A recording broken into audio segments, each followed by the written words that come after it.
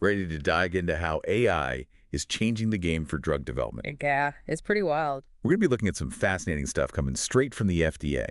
Insights straight from recent FDA conferences, actually. Well, right, conferences, from their conferences. Yeah, we've got two main sources for this deep dive. First up, we've got this presentation on the new electronic submissions gateway. ESG Next Gen. ESG Next Gen, right? You know it. They know it. That was from the Regulatory Education for Industry Conference. And then we've also got a Q&A with Dr. El-Zarad. Okay. He's from the FDA Center for Drug Evaluation and Research. So AI is already shaking things up in drug development. Yeah. But these sources are saying it's about to be like a tsunami of AI. Totally. One thing that really hit me was just how many submissions the FDA is getting that are related to AI. Oh, it's a ton. It's huge. It's remarkable, yeah. Dr. Chi from the FDA, he mentioned a 10-fold increase in submissions just between 2020 and 2021. It's a short amount of time. Yeah, that is really fast. I mean, that kind of jump, that really shows you how quickly the industry is integrating AI. It's not just a little bit here and there either. It's like everywhere. Yeah. It's everywhere. Dr. Chi talked about how it's being used across the entire drug development life cycle. Oh, yeah. From the very beginning. From discovery to the post-market surveillance. The whole thing, yeah. It's a complete, overhaul. Yeah, I mean, think about what that means. AI could help us find promising drug candidates so much faster. So much faster. Designed more efficient clinical trials. Oh, definitely. Even spot safety issues earlier. Like way earlier. He gave some really cool examples. Oh, yeah. Like what? Like imagine AI that could actually predict a patient's risk of adverse events. Oh, wow. Before they even start treatment. Before they even start. That's amazing. That level of personalized medicine could make treatment safer and more effective for everybody. For everyone. That would be huge. It's also really interesting to see the FDA using AI for regulatory decisions. How about that? They used machine learning to figure out which COVID-19 patients would benefit the most from a drug called anakinra. Oh, interesting. And this was even when the specific biomarker test wasn't available here in the U.S. So they're using AI to solve a real problem. A real world problem. Yeah, in the middle of a pandemic. Yeah, exactly. That's pretty amazing. But I got to ask, how did the AI actually work? Right. That part wasn't super clear. Yeah, they didn't really get into all the nitty-gritty details of the algorithm itself. But the key takeaway was that the AI used patient characteristics and lab values that were already available and used that to create this scoring system. Interesting. So it basically found patterns that helped predict which patients would respond well to the treatment. So they used AI to figure out who would benefit most from this treatment. Yeah. That didn't even have a readily available test for it. I mean, that seems like that could be a game changer, especially for patients with rare diseases. Oh, totally. Where getting a diagnosis can be really tricky. Yeah. Where diagnoses are really hard. Absolutely. This AI-driven approach could be super valuable for those situations. You could even use it to find the right patients for clinical trials. Oh, that's a good point. Even when you don't have good diagnostic tools. Okay. So Dr. El-Zarad's Q&A, it focused a lot on decentralized clinical trials. DCTs. DCTs, yeah, and digital health technologies. VHTs. VHTs, you got it. Catchy. It is catchy, yeah. He seemed really, really excited about their potential. He was. Especially when it came to making clinical trials more inclusive. Yeah, he's right to be excited. Yeah. DCTs and DHTs can make participating in a trial way easier, especially for people in rural areas or people with limited mobility. Right. Instead of having to travel to a hospital all the time. All the time, yeah. For every checkup. Right. Maybe they could just use a smartphone app right. or a wearable. So it's like bringing the clinical trial to the patient. Yeah, bringing it to. Instead of the other way around. Exactly. But where does AI actually fit into all of this? Oh, AI could be huge for personalizing the use of DHTs. Imagine an AI algorithm that could analyze data from your smartwatch and then adjust the dosage of your medication in real time. Whoa. Based on your own personal response. That's getting into some serious sci-fi territory. It is. But think about the possibilities. Less guesswork, fewer side effects, better outcomes. Oh, it's way better. It's almost like having a personalized medical team right there on your wrist. Exactly, yeah. Wow. It could totally revolutionize how we manage chronic conditions. Yeah. And even treat diseases. It's amazing, but are there any downsides? Well, there are some ethical dilemmas to think about. Oh, like what? Give me an example. Well, what if only certain people can get access to the really sophisticated AI-powered DHTs Oh, I see. because of costs or availability? That makes sense. Yeah, that could create a whole new kind of health disparity, right? Right. Where some people are getting this cutting-edge personalized care Yeah. and other people are just left behind. That's a really good point. Yeah. So it's like we need to make sure that these advancements are benefiting everyone. Everyone. Yeah. Not just a select few. Not just a few people, yeah. We can't let the promise of personalized medicine create a new divide in healthcare. Exactly. It's a challenge we got to be thinking about now. Nah. As these technologies are being developed, Yeah. we need to ensure equity of access right from the start. From the very beginning. Yeah. And speaking of challenges, clinical trial diversity was a big topic in Dr. Elzarad's Q&A. Yeah, he talked about how AI could help with that too. Yeah. Which is great. It's a critical area where AI could make a huge difference. A really big difference. Yeah. I mean, traditionally, trials have struggled to recruit diverse participants. They have, yeah. Which can lead to biased results that don't really reflect the whole population. If the data collected in clinical trials isn't representative of everybody, Yeah. then how can we be sure the treatments will actually be safe and effective for everybody? Exactly. It's super important. Yeah. AI can help. It can analyze data and identify potential biases in recruitment strategies. Oh, interesting. It can suggest new locations for trials to reach those underrepresented communities. Oh, that's a good point. Yeah, and even personalize outreach messages to resonate with different groups. So it's not just about throwing more money at the problem. No, not at all. It's about using AI to be smarter and more targeted with recruitment. Way smarter. We're moving past simply acknowledging the problem to actually doing something about it. Exactly. And that's just the tip of the iceberg when it comes to AI's potential in clinical trials. Totally. It can help with things like patient retention, Oh, yeah. data analysis, even identifying new endpoints for measuring how well a treatment works. Absolutely. It sounds like AI is going to completely reshape clinical trials from start to finish. I think so. But of course, every new tool has its challenges. Of course, yeah. And Dr. Chi and Dr. Elzarad, they didn't shy away from those. They did. They both talked about the potential downsides of AI They did. in drug development. Yeah. Yeah, one of the big ones, the one they both brought up, is this whole black box problem. Oh, right, black box. Yeah. You want to know why an AI is saying something? Exactly. You want to know why it's recommending a certain treatment or why it's flagging a potential risk? We don't just want to know what it's recommending. You Yeah. want to know why. Exactly. It's kind of like getting a diagnosis, but with no explanation. Right. It's like, here's your problem. Bye. Exactly. You want to know what's going on. And it's not even just about trust. Right. If we don't understand how the AI is working, then it's really hard to find any bias or errors in its logic. Yeah, that makes sense. Luckily, there's a bunch of research going on around explainable AI. Explainable AI. So kind of making these algorithms more transparent. Yeah. Exactly. Trying to make it, more transparent. Yeah. So instead of blindly trusting it, we're trying to figure out how it works. Yeah, like opening up the hood and seeing the engine. Yeah, exactly. See how it works. But even if we can solve that explainability problem, Yeah.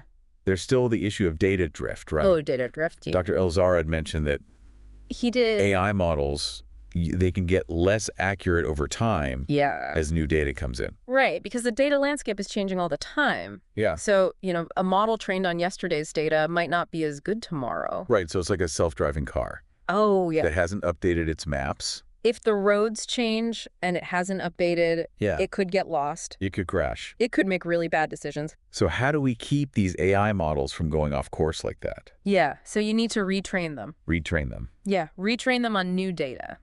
Regularly, okay. You also need to monitor them Monitor them. and validate them to make sure the model is still working the way it's supposed to. So like checkups for your AI. Yeah, exactly, like checkups. So you got to keep them healthy.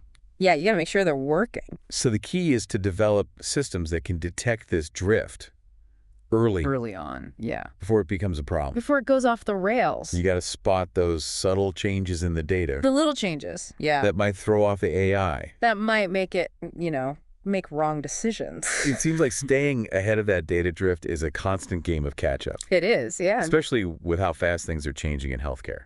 Especially in healthcare. Things are moving so fast. So let's shift gears a little bit. Okay.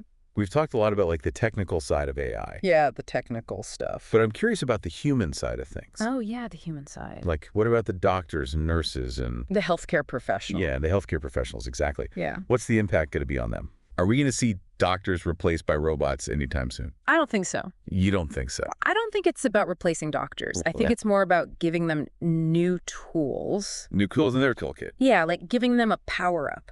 Okay, that makes sense. AI can analyze huge amounts of data. Right. Like way more than a human can. Way more. And it can find patterns that humans might miss. Right. And then it can give doctors insights that can help them make decisions. So it's like having a really smart assistant. Yeah, like a super smart assistant. That can do all the hard work. Yeah, all the number crunching. Yeah. And then highlight the important stuff. The important stuff. But the doctor is still the one making the final call. The doctor's still in charge, yeah.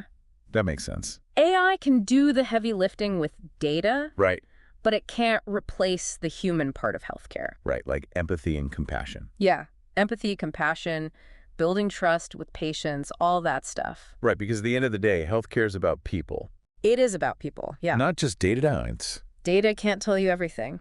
Speaking of people, one thing that really stood out to me in Dr. Chi's presentation was the new Center of Excellence at the FDA. Oh, yeah, the QMCOE. The QMCOE, yeah. The Quantitative Medicine Center of Excellence. That seems like a big deal. Yeah, it is a big deal. It shows that the FDA is serious about bringing AI and other quantitative methods into their processes. Oh, yeah, they're taking it seriously. This center is going to bring together experts from all over the FDA. All across the FDA. And they're going to work together to develop best practices, evaluate new technologies. Figure out how to use AI safely and effectively. So it's like their central command for all things AI in drug development. Yeah, their AI headquarters. That makes sense because it's not just about keeping up with the technology. No. It's about understanding how it impacts every stage of drug development. The whole process, yeah. The whole process, exactly. The QMCOE, that's going to be really important for making sure we use AI safely. Right, to make sure we're fostering innovation. Yes. But also protecting public health. We need both. We need both,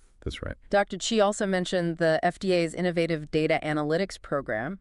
That's been running since 2019? Since 2019. Yeah. They're really putting a lot of resources into building up their own AI expertise. Oh, yeah, they're investing in AI. Which is a smart move because as AI gets more complex... More complex, yeah. The FDA needs to have their own experts. They need their own people who understand it. Right. They can't just rely on what the tech companies are saying. Bro, they need to understand it themselves. They need to understand the nuts and bolts of it. Nuts and bolts, yeah. So they can make informed decisions. So they're not just taking someone's word for it. Right. The Innovative Data Analytics Program, that's helping the FDA stay ahead of the curve. Mm-hmm. So they're not falling behind. They're staying ahead, yeah. That's good.